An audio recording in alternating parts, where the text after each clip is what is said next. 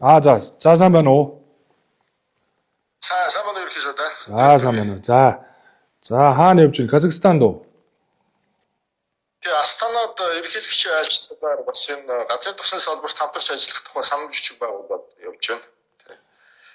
Би бас танаас мэдээлэл авах гээд энэ нөхцөл байдал ямар төвшөнд байгаа вэ? Дээрээс нь одоо иргэдийн зүгээс ч тэр энэ дизель түлшний үн нэмэгдэх ийм аюултай нөхцөл байдал байна. Тэгээ энэ үед одоо Оросын холбооны улсад таныг бас илгээсэн. Тэгээ одоо уулзалтууд ямар төвшөнд болвоо. Ерөнхий сайд Мишустэн даргад бол бас миний албан загтал очсон байх ёстой. Сээчин даргатай уулзсан гэж би ойлгосон. Тэгэхээр уулзалтуудын талаар бас мэдээллийг авах гэсэн юм байна.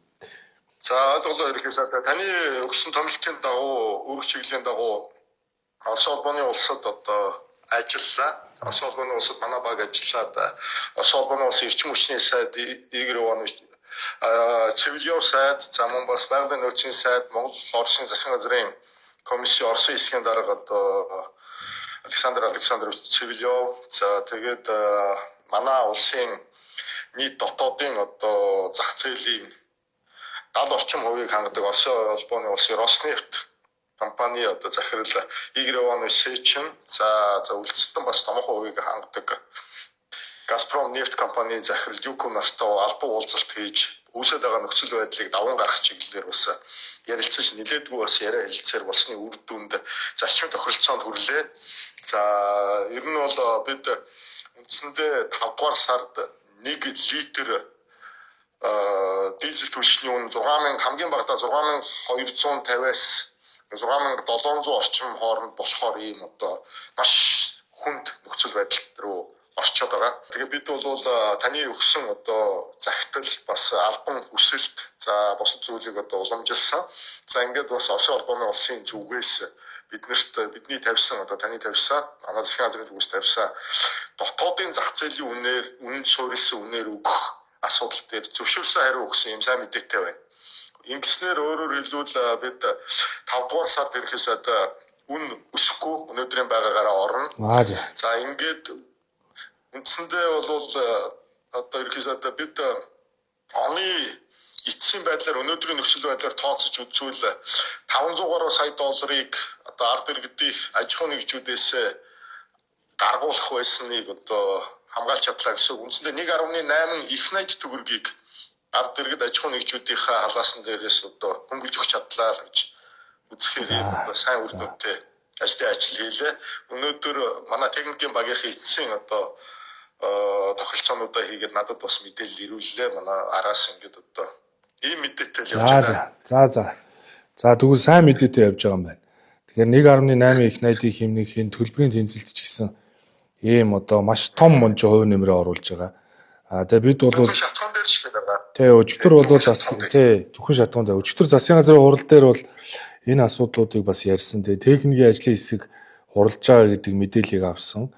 Тэгээд манай дамжны юм сайд таны одоо бас уулзалтууд их амжилттай болж энэ 1.8 их найд төгрөгийг одоо алдах байсан одоо асуудлыг бол бас нэг талд нь шийдэж би тэгэхээр ойлгохтой бол эн чинь дотоодынх нь биржийн үнээр те.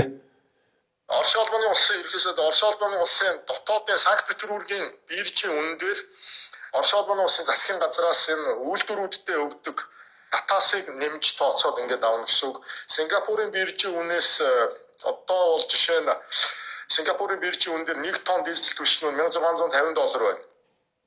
Бид 1205-аар авах болсон гэсэн үг. 445 төгрөгийн үндсэндээ өөрөөр хямдралтай авч байна. Долларын хямдралтай авч байна гэсэн үг. 5 дугаар сард дизель түлш хамгийн багадаа 6250 хүрэх байсан бол одоо байгаа 4350 орчим үнээрээ бид нэр 5 дугаар сарда үнэ барьж чадлаа гэсэн үг.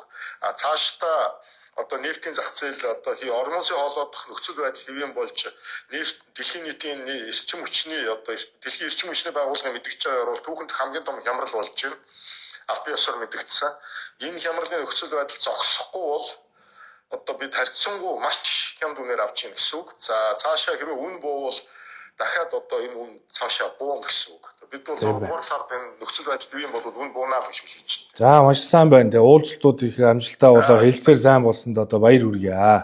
засгийн газрын одоо баярлалаа. За ингээд техникийн ажлын хэсэг ажлаа эцэлнэ. За тэгээ иргэддээ бол мэдээж дуулгахад бол энэ шатхууны үн бол одооны үнээс бол өсөхгүй гэсэн үг. Тэгэхээр энэ бол маш сайн мэдээ.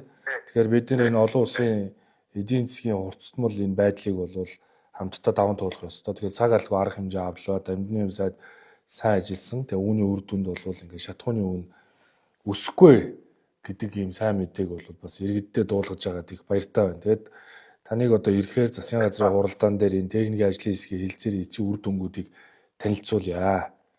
Тэгээ Казахстаны айлчилд амжилт хүсье.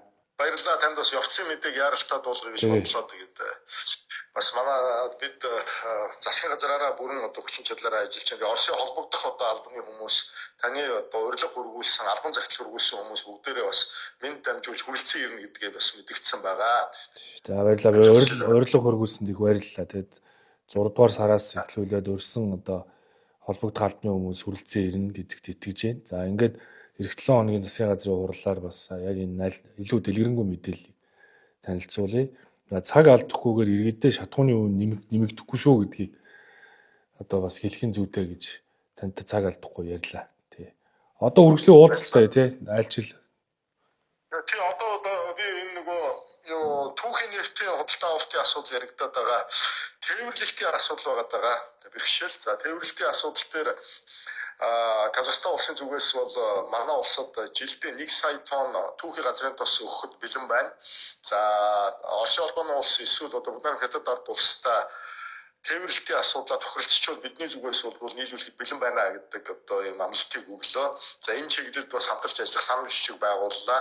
Тэгэхээр одоо бас хэдийгээр энэ улс дотоод газрын тосны бүтээгдэхүүн одоо хүрэлцэн муутай байгаа ч гэсэн газрын тосоор бол биднэрт бас хамтарч ажиллах боломжтой гэж байна.